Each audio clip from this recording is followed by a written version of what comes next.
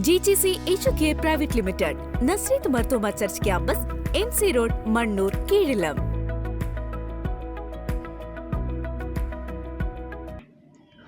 അത്യുൽപാദന ശേഷിയുള്ള ബലവൃക്ഷത്തൈകൾ നട്ടുകൊണ്ടും കുട്ടികൾക്ക് ബലവൃക്ഷത്തൈകൾ വിതരണം ചെയ്തും ചെറുവട്ടൂർ ഗവൺമെന്റ് LP സ്കൂളിൽ പരിസ്ഥിതി ദിനാചരണം സംഘടിപ്പിച്ചു. ഭൂമിയെ സംരക്ഷിക്കേണ്ടതിന്റെ ആവശ്യകതയെക്കുറിച്ച് വിദ്യാർത്ഥികൾക്ക് സെമിനാറുകളും നടത്തി. വിവിധ തരത്തിലുള്ള ബലവൃക്ഷത്തൈകളാണ് കുട്ടികൾക്ക് നൽകിയത്.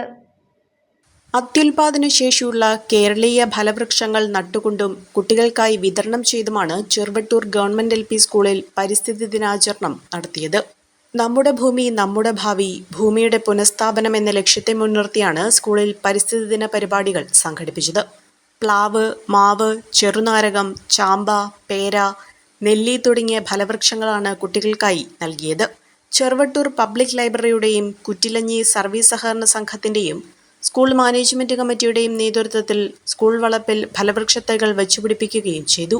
Thalakkode deputy range officer Ajayan KR പരിസ്ഥിതി ദിന പ്രാധാന്യത്തെക്കുറിച്ച് ബോധവൽക്കരണ ക്ലാസ് നടത്തി. പരിസ്ഥിതി ദിനം എന്ന് പറഞ്ഞാൽ ഐക്യരാഷ്ട്ര സംഘടനയുടെ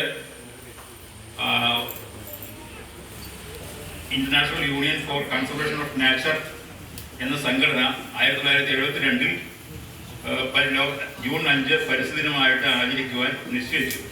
ഏകദേശം 51 വർഷമായിപ്പോൾ. ഈ തീരുമാനമെടുക്കാൻ പ്രധാന കാരണം ലോകത്ത് കാലാവസ്ഥാ വ്യതിയാനം വളരെ പെട്ടെന്ന്, അതായത് നമ്മൾ നൂറ്റാണ്ടുകളിൽ നിന്ന് അപേക്ഷിച്ച് നോക്കുമ്പോൾ വളരെ പെട്ടെന്ന് മാറിക്കൊണ്ടിരിക്കുകയാണ്.